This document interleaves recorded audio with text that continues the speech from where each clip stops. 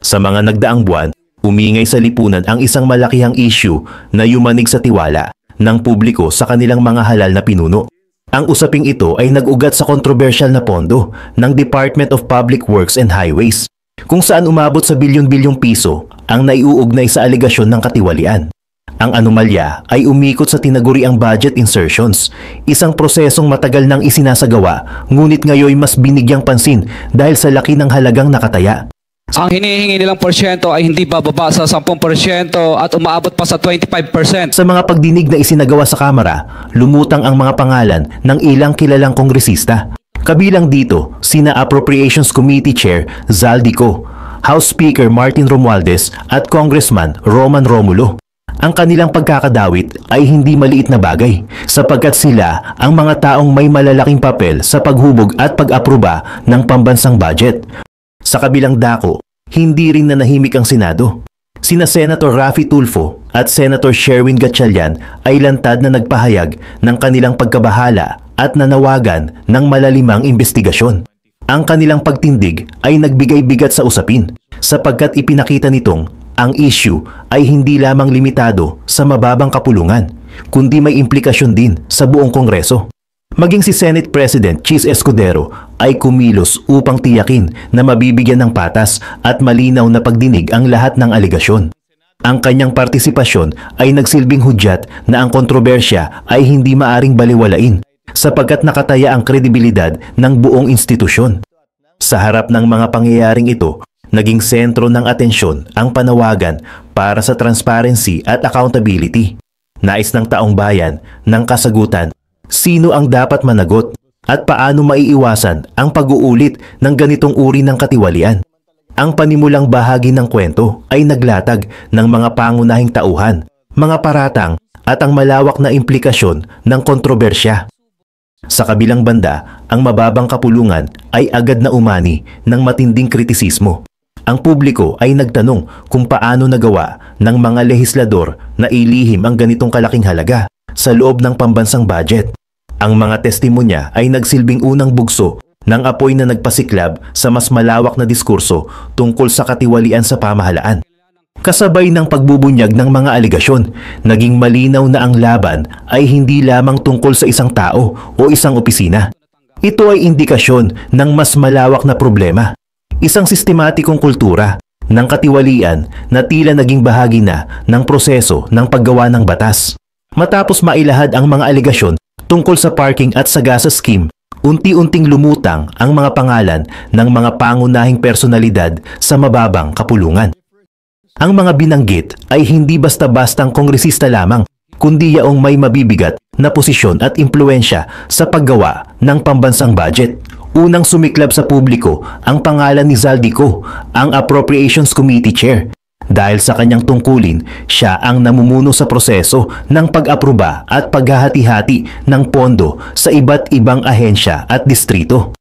Ang kanyang posisyon ay may malaking kapangyarihan sa daloy ng budget, kaya't ang pagkakadawit ng kanyang pangalan ay agad na nagdulot ng agam-agam na baka nagamit ang kanyang posisyon upang itulak ang hindi patas na alokasyon. Hindi rin nakaligtas ang pangalan ni House Speaker Martin Romualdez. Bilang pinuno ng Kamara, siya ang simbolo ng kapangyarihan ng mababang kapulungan. Ang pagkakadawit sa kanya ay lalong nagpatindi ng tensyon sapagkat hindi lamang ito usapin ng isa o dalawang proyekto, kundi isang issue na tumatama sa pinakamataas na liderato ng Kongreso. Ang katotohanang siya ay pinsan ng Pangulo ay nagdagdag pa ng bigat sa usapin dahil ang bawat hakbang ng pamahalaan ay agad inuugnay sa relasyon nilang dalawa. Isa pang pangalan na nabanggit ay si Congressman Roman Romulo. Bagamat hindi siya kasing taas ng posisyon ni Naco at Romualdez, ang kanyang pagkakadawit ay nagpatunay na hindi lamang iisang tao ang maaring sangkot.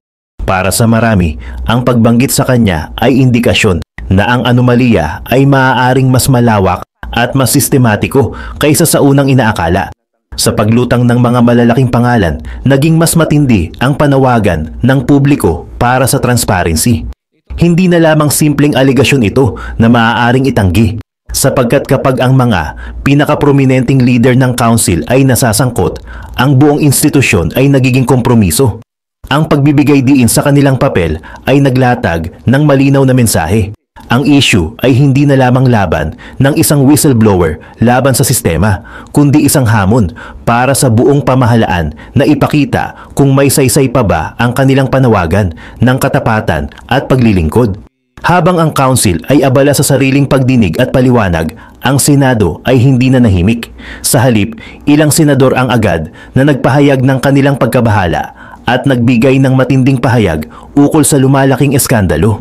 Para sa kanila, hindi ito simpleng issue ng alokasyon ng budget, kundi isang usapin na tuwirang nakakaapekto sa kredibilidad ng buong pamahalaan. Isa sa mga unang nagsalita ay si Senator Raffy Tulfo. Kilala sa kanyang matapang at prangkang estilo, mariin niyang ipinahayag na hindi siya papayag na manatiling tahimik ang Senado sa gitna ng ganitong uri ng anomalya. Giit niya, kung may katiwalian na nagaganap sa mababang kapulungan, tungkulin ng Senado na himayin ito at tiyakin na mayroong pananagutan. Ang kanyang mga salita ay tumama sa damdamin ng publiko na naghahanap ng boses na handang ipagtanggol ang interes ng taong bayan. Kasunod nito, nagsalita rin si Senator Sherwin Gatchalian. Sa kanyang pananaw, mahalagang maipakita na ang mga lehislador ay hindi ligtas sa pagsusuri ng publiko. Binanggit niya na ang pamamahagi ng pondo ay dapat nakabatay sa pangangailangan at hindi sa impluensya o kapangyarihan. Para kay Gatchalian, ang issue ay hindi lamang korupsyon, kundi pati na rin katarungan sa distribusyon ng pambansang yaman. Higit pang bigat ang nadagdag ng magsalita si Senate President Chis Escudero. Bilang leader ng mataas na kapulungan, kanyang binigyang diin na ang Senado ay bukas sa masusing investigasyon. Hindi lamang niya kinilala ang bigat ng aligasyon, kundi binigyang diin din niya na ang pananagutan ay dapat manaig, kahit sino pa ang madawit. Sa kanyang pamumuno, ipinakita na ang Senado ay may papel na gampanan hindi lamang bilang tagapasa ng batas, kundi bilang tagapangalaga ng integridad ng pamahalaan.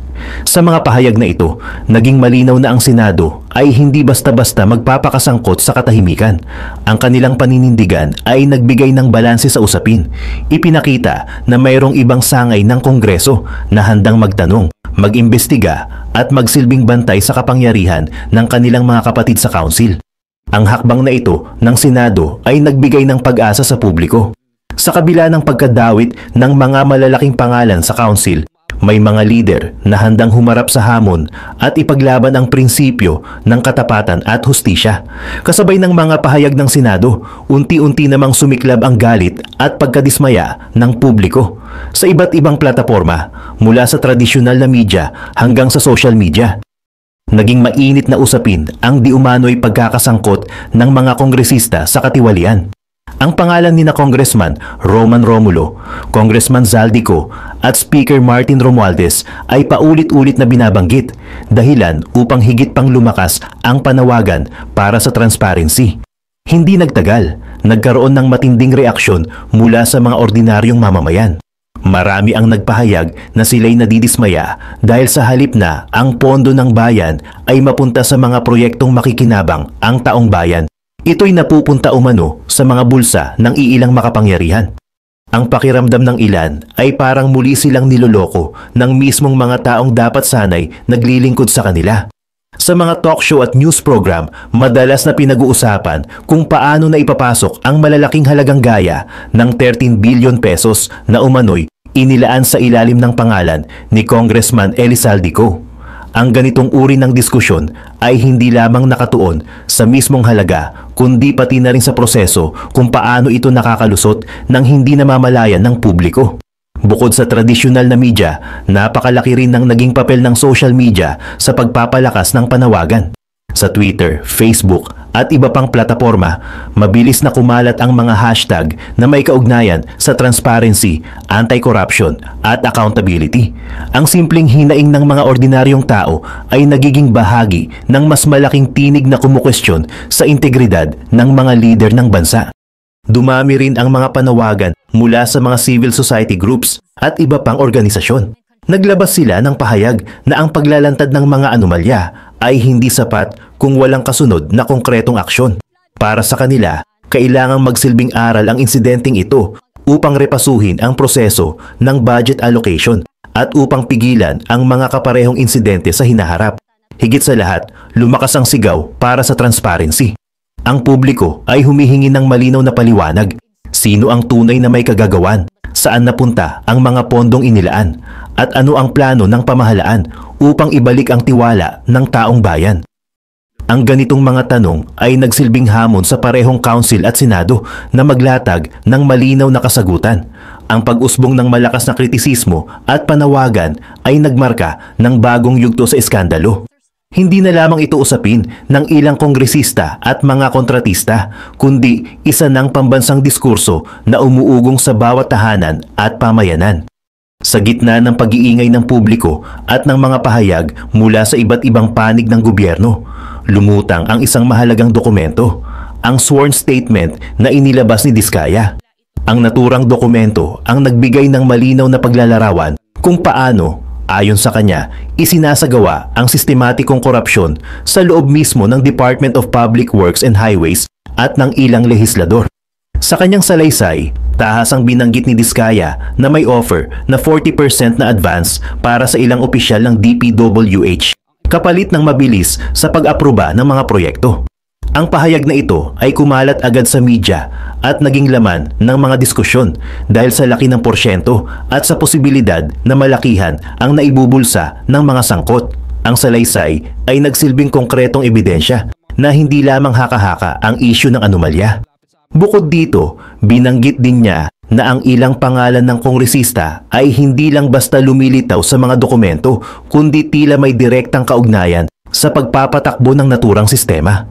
Partikular na nabanggit sa mga ulat ang pangalan nina Congressman Zaldico at Speaker Martin Romualdez na aniya ay may papel sa pag-aproba o pag-endorso ng ilang proyektong pinuponduhan ng malalaking halaga. Isinama rin sa sworn statement ang listahan ng mga proyektong dapat sana'y ipinatupad para sa mga bayan ngunit na natiling nakabinbin o hindi natapos. Ang ganitong mga detalye ay nagsilbing dagdag na patunay na may nawawalang pondo at posibleng may mga ghost projects na isinisingit sa budget. Ang testimonya ni Diskaya ay nagdulot ng matinding pagkabahala sa publiko dahil ito ang unang pagkakataon na isang opisyal ang tahasang nagsalita at nagbigay ng detalyadong paglalarawan sa sistematikong katiwalian. Sa pamamagitan ng kanyang pahayag, naging mas malinaw ang larawan ng mga aligasyon at mas tumibay ang panawagan para sa agarang investigasyon. Sa mga sumunod na araw, ilang media outlet ang nagsagawa ng fact-checking at malayang pagsusuri sa mga nakasaad sa sworn statement. Bagaman, may ilan pang bahagi na kinakailangang beripikahin.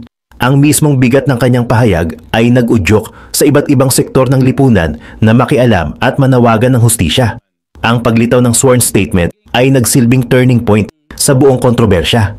Mula sa mga bulong-bulungan at aligasyon, nagkaroon ng isang dokumento na maaring maging batayan ng mga investigador upang tukuyin ang lawak ng issue at ang mga taong dapat managot. Matapos lumabas ang sworn statement ni Diskaya, hindi maiwasang maging sentro ng atensyon ang Department of Public Works and Highways. Ang ahensya mismo ang direktang idinadawit sa issue, lalo na't malinaw na binanggit sa testimonya na mayroong 40% na advance na hinihingi umano ng mga opisyal kapalit ng pag-aproba ng proyekto. Ayon sa mga unang pahayag mula sa pamunuan ng DPWH, mariin nilang itinanggi ang naturang akusasyon. Giit nila, ang mga proyekto ay dumadaan sa tamang proseso ng bidding at may sapat na mekanismo para maiwasan ang katiwalian. Ngunit sa kabila nito, marami ang hindi nakumbinsi sapagkat matagal ng usap-usapan na ang DPWH ang isa sa mga ahensyang madalas nasasangkot sa issue ng anomalya at kickback. Dahil dito, naglabas din ng pahayag ang ilang opisyal mula sa Department of Budget and Management. Ayon sa kanila, ang pondo ay inilalabas batay sa mga request at dokumentong isinusumite ng mga implementing agencies, kabilang ang DPWH. Kaya naman, kung may anomalya man, kinakailangang masusing siyasatin kung saan nagsisimula ang pagkakamali. Sa Kongreso ba na naglalaan ng budget o sa ahensyang nagpapatupad ng proyekto? Samantala, ilang ahensya ng anti-corruption tulad ng Office of the Ombudsman at Commission on Audit ay nagsimulang magpahiwatig na handa silang magsagawa ng parallel investigation. Para sa COA, malinaw na dapat i-audit ang mga proyekto na binanggit sa sworn statement upang matukoy kung may mga pondong nawaldas o hindi ginamit ng naaayon. Sa gitna ng lahat ng ito, dumagdag pa ang pressure mula sa publiko at sa media. Ipinahayag ng mga news anchor at kolumnista na hindi sapat ang simpleng pagtanggi ng DPWH.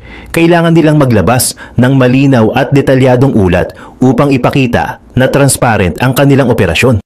Ang kawalan ng agarang ebidensya mula sa ahensya ay nagpalakas sa hinala na maaaring may katotohanan ang mga akusasyon. Bukod sa mga ahensya ng gobyerno, ang Malacanang mismo ay nakatanggap ng tanong mula sa mga mamamahayag hinggil sa naturang isyu. Bagaman una nilang sinabi na hindi sila makikialam hanggat walang malinaw na ebidensya, kalaunan ay kinilala nila na ang kontrobersya ay isang seryosong usapin na nangangailangan ng agarang tugon. Ang mga reaksyong ito mula sa iba't ibang sangay ng pamahalaan ay lalong nagpasidhi sa tensyon. Imbes na mabawasan ang mga tanong, mas lalo pang lumawak ang diskusyon at naging mas malinaw na ang issue ay hindi lamang tungkol sa ilang kongresista, kundi tungkol sa integridad ng mismong mga institusyon ng gobyerno. Habang patuloy na dumarami ang mga tanong at lumalakas ang sigaw ng publiko, naging malinaw na hindi sapat ang mga simpleng paliwanag o pagtanggi mula sa mga nasasangkot. Dahil dito, kapwa ang Council at ang Senado ay nagsimulang magpatindi ng kani-kanilang investigasyon. Sa mababang kapulungan, pinangunahan ng ilang committee hearings ang pagsusuri sa mga aligasyon. Ang mga lehislador, kabilang ang mga idinadawit na sina Congressman Roman Romulo at Congressman Elizalde Co, ay naharap sa matitinding interpelasyon. Ang mga tanong ay hindi lamang tungkol sa kanilang personal na papel, kundi pati na rin sa mga proyektong naitala sa kanilang pangalan. Ang bawat pahayag nila ay sinusuri at binibigyang linaw ng media, kaya't hindi maitatanggi na ramdam ang bigat ng pressure. Sa kabilang dako, ang Senado naman ay naglatag ng mas malawak na investigasyon. Pinangunahan ito ni Senate President Chis Escudero na nagsabing handa silang ipatawag kahit sinong opisyal upang magbigay linaw. Sa mga pagdinig, mariin ang paninindigan ni na Senator Raffy Tulfo at Senator Sherwin Gatchalian na tukuyin kung paano napunta ang bilyon-bilyong piso sa mga proyekto na hindi naman nakikita ng taong bayan. Lalo pang tumindi ang tensyon nang ilabas ng ilang senador ang panawagang magsagawa ng lifestyle check sa mga kongresistang isinasangkot. Para sa kanila, malinaw na makikita kung may anomalya kapag ang deklaradong yaman ng mga opisyal ay hindi tugma sa kanilang nakikitang pamumuhay. Ang mungkahing ito ay mabilis na sinuportahan ng publiko, lalo na sa social media. Sa gitna ng investigasyon, lumabas din ang panawagan na palawakin ang saklaw ng pagsisiyasat. Hindi lamang umano dapat nakatuon sa mga kongresista, kundi pati na rin sa mga opisyal ng DPWH at mga kontratista na posibleng nakikinabang sa anomalya. Ang ideyang ito ay nagbigay ng impresyon na ang iskandalo ay mas malaki pa kaysa sa inaakala ng karamihan. Samantala, ang mga pagdinig ay naging laman ng balita gabi-gabi. Ang bawat sagutan at pagpapaliwanag ay iniulat ng detalyado sa radyo, telebisyon at mga online platforms. Para sa publiko, ang mga hearing ay tila isang drama na nagbubukas ng mga sikreto ng pamahalaan, subalit ang kaibahan, ang mga nakataya dito ay ang tiwala at kinabukasan ng sambayanan.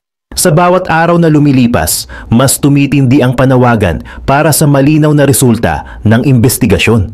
Hindi na lamang ito tungkol sa paglalantad ng anomalya, kundi isang pagsubok kung kaya bang ipakita ng lehislatura na kaya nitong linisin ang sarili mula sa mga paratang ng katiwalian.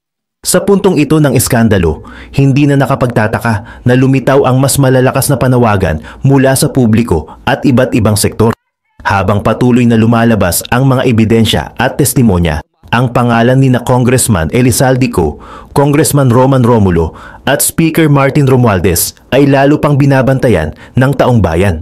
Ang pressure na kanilang kinakaharap ay hindi na lamang mula sa mga kapwa-opisyal kundi mula mismo sa sambayanan. Nagsimulang kumalat ang mga panawagang magbitiw sa pwesto ang mga pinangalanan.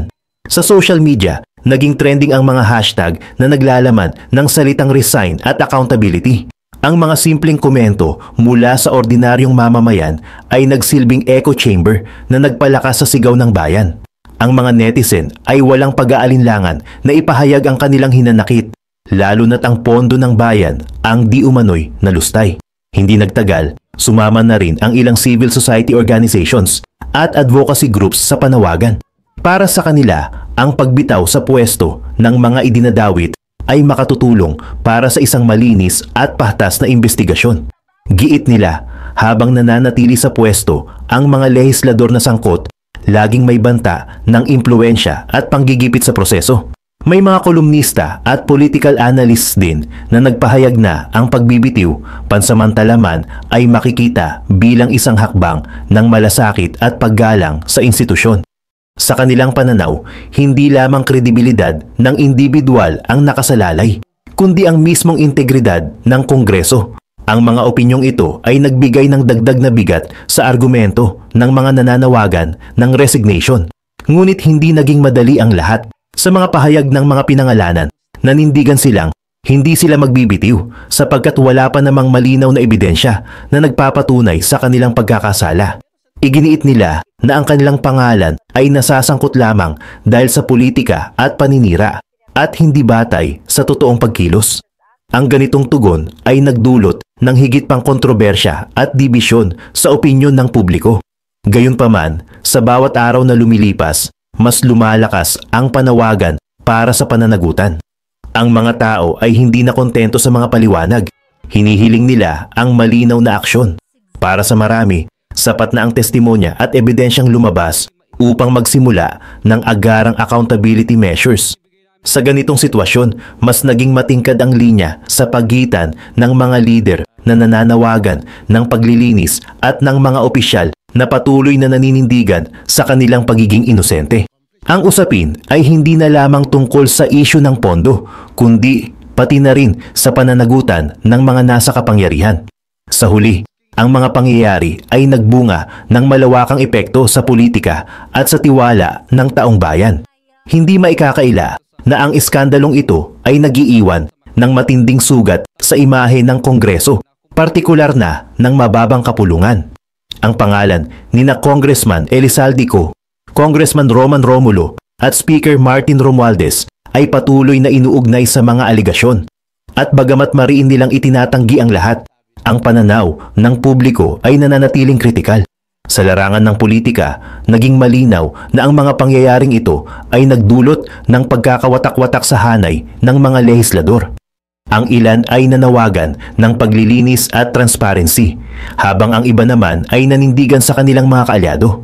Ang tensyon sa pagitan ng Council at Senado ay mas lalong tumindi at sa maraming pagkakataon, ang dalawang kapulungan ay nagmistulang magkaibang kampo sa halip na magkasamang institusyon ng pamahalaan. Sa panig ng publiko, ang epekto ay mas malalim. Ang dating marupok na tiwala ng mamamayan sa mga institusyon ay lalo pang nabasag. Para sa ilan, ang issue ay hindi na lamang tungkol sa kung sino ang tama o mali, kundi isang matinding paalala kung gaano kahina ang mga mekanismo laban sa katiwalian. Marami ang nagsabi na ito'y indikasyon na ang sistemang dapat nagsisilbi sa tao ay unti-unti nang kinakalahwang ng personal na interes at kasakiman. Gayunpaman, sa kabila ng lahat ng negatibong epekto, may ilan ding nakikitang positibong aspeto. Ang malakas na panawagan ng taong bayan para sa transparency at accountability ay tanda ng lumalakas na boses ng mamamayan. Ang pressure mula sa publiko ay nagsilbing paalala na ang kapangyarihan ng gobyerno ay nagmumula at nananatili sa tiwala ng taong bayan. Kung susumahin, ang iskandalo ay nagbukas ng maraming tanong. Hindi lamang kung sino ang dapat managot, kundi kung paano babaguhin ang sistema upang hindi na ito maulit. Ang hamon ay hindi natatapos sa kasalukuyang investigasyon, kundi sa kung paano matitiyak na ang susunod na henerasyon ng mga leader ay magiging mas tapat at responsable sa kanilang tungkulin.